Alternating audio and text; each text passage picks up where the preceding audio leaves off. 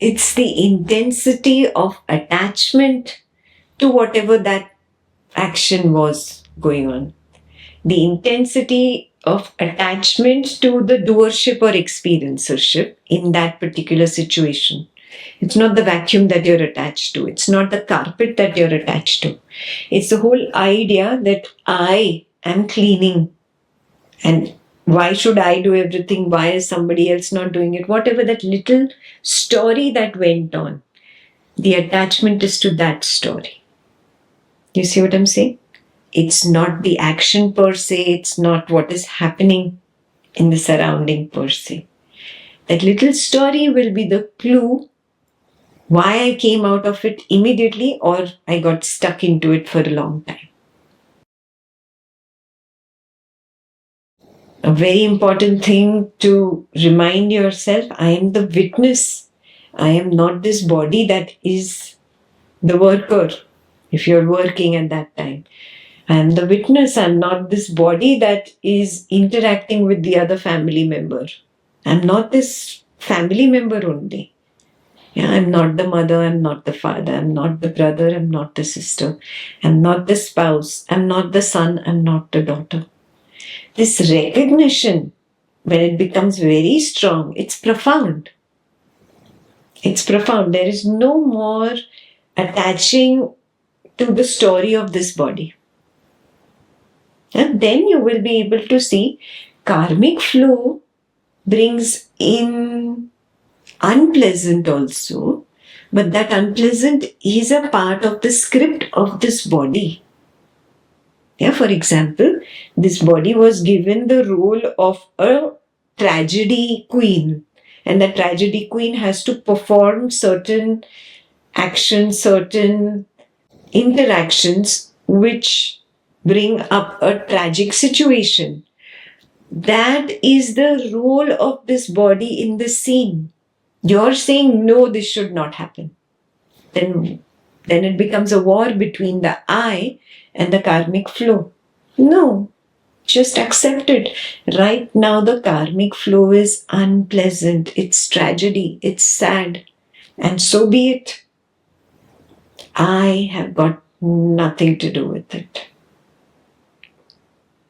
Do you realize that there is a little part of you which is so distant from the tragedy? Which has got nothing to do with it. Which is not attached to the tragedy. There is no crying, there is no feeling sorry for that little part in you. It's only when you jump back into the body of this waker and you believe that I am this person and I, this person, am experiencing this negative happening. I'm the experiencer of the sorrow. Then you pretend to cry. You pretend to be angry. You pretend all the time. You keep pretending every time the I jumps into the body. You pretend. And a part of you knows you are pretending. Do you realize this also? Isn't this a major inner conflict? I stand as the witness. I am not peaceful there. I jump in and I pretend to be the tragedy queen. I am not peaceful there. Do you realize this? This is war.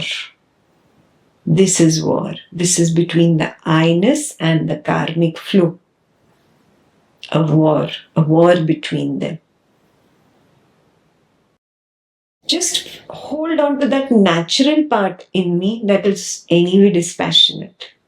I didn't have to manufacture that. I didn't have to cultivate it. It's not after attending a zillion sessions with Ekta that was born. No, that was always there. Even when I was ignorant, absolute ignorant, there was a part of me that remained unaffected by everything that happened, pleasant or unpleasant. That part, that is the witness. You hold on to that part of you. Then you are abiding in your nature of silence. Because that is silent. That doesn't have stories. That doesn't say, oh, I am not jumping in because of this, or I don't care. No, there are no words there. Have you realized it? It's just a silent, distant part of me that remains unaffected by all the chaos that happens here. Now, that same silent, distant part of me is continued from the waking into the dream. A dream sequence is on. Maybe it's a nightmare. Yes. A part of me is so scared, is part of that nightmare, is running away from whatever the ghost in the nightmare.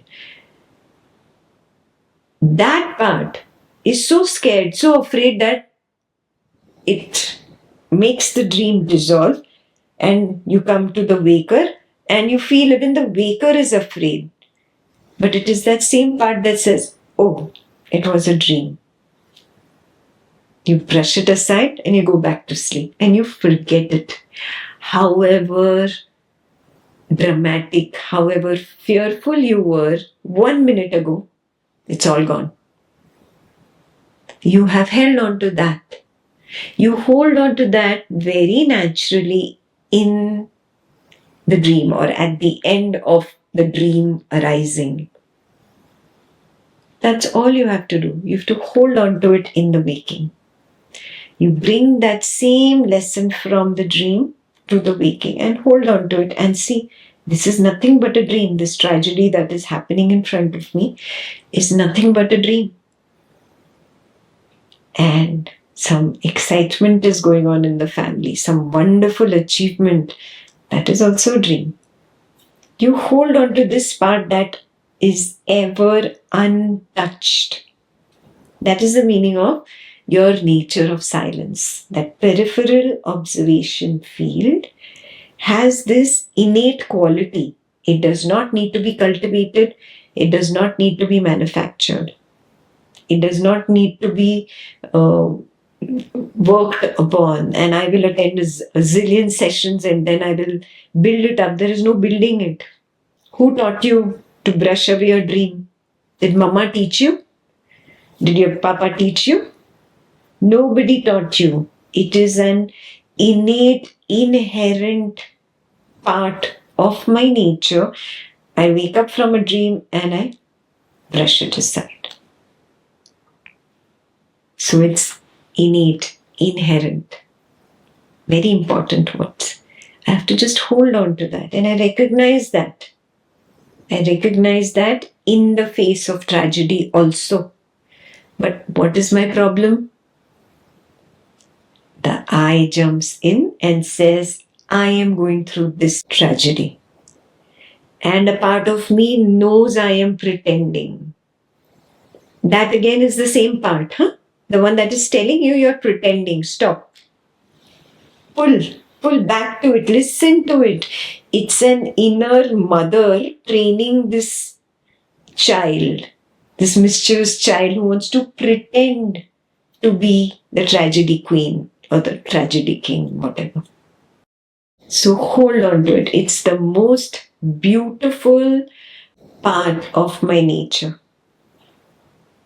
It's silence. It's silence. It's a natural silence that is me. And renounce the noise of action.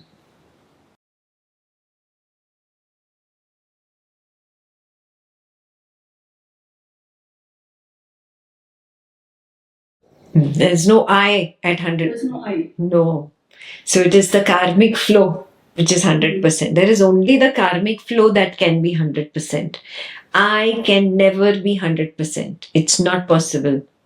The moment I jumps in, it spoils the show. Yes. Now, So I want to correct one more thing. You said that I'm not eating. You never eat. It's the body arising of hunger that comes up, peaks, and that's where there'll be a growling sound, there'll be something, a movement inside, and automatically a thought will follow. Maybe I should eat. Maybe a thought doesn't follow. The body just gets up, goes towards the refrigerator, gets whatever is made eats. Later you realize, oh, the body is eating. That's when the I came in. Has that happened? Yeah. So it's not that I do not eat. It is the karmic flow of that work happening. Just happening. And then there was the body arising of hunger. And the body just going and eating. And I know in retrospect that I am going to eat. I know in retrospect that the body is hungry. Are you there yet? Or do you still assume I am hungry? Do you still assume I am eating? Okay. That is what you need to check. Where am I? Where am I on this?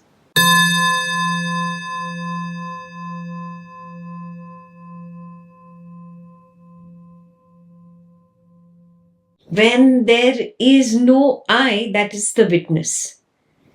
Witness is not like a focal point. Only to explain Ekta does this, right? To separate from the waker. It's just a symbolism. It's not a focal point like this. It is like this. So when it is at the peripheral observation field, there's total consumption with the karmic flow. That is what you're saying, you're completely consumed. There is no I there. Yeah? So start realizing the difference. The I comes later when it says, I have been working for 4 hours. I am so good at this. See, I finished so much. Blah, blah, blah, blah. The story. That is the I. Till now, there was no I. It was just the peripheral observation field honoring the karmic flow, one after another, without interfering. No interference. That is called what you said. I feel I'm totally consumed in the work. No, there is no I there. Correct. Yeah. Now work on bringing this into even other interactions with people, emotional situations with the spouse, with the son, difficult things, a problem with the neighbor, some drama happens. Are you able to stay away from the drama and see it is the body mind person which is involved in this drama with this neighbor called ABC, and there is an interaction happening and it's automatic. There is the exact same mechanism that was happening at work. One arising after another, one arising after another, one arising after another. Shalini says something to Mr. A says something to Shalini. It is happening automatically. I am at a distance. Then you become so clear, oh, I do not speak. I cannot speak. I, the witness, am beyond an invisible glass wall. I cannot get through it. I cannot go on to the other side where the waker is. The waker's body mind does something and then I see it. Means what? I'm separate from it, no? Otherwise, I would have known it. Right? Before the arising, I would be aware of what thought is going to arise. No, I don't. I'm separate. I'm behind an invisible glass wall. I feel that I am Ekta and I am the one whose hands are going out. But there is a very clear difference. No, Ekta isn't me. I am not inside Ekta. Do you see? It's a whole perspective change, the way you looked at things from the religious point of view or from the ignorance point of view. You thought, I am a little energy ball inside this physical body. Are you able to see? No, I am this infinite energy ball in which the body is. And it just is an arising that comes and goes. Huh?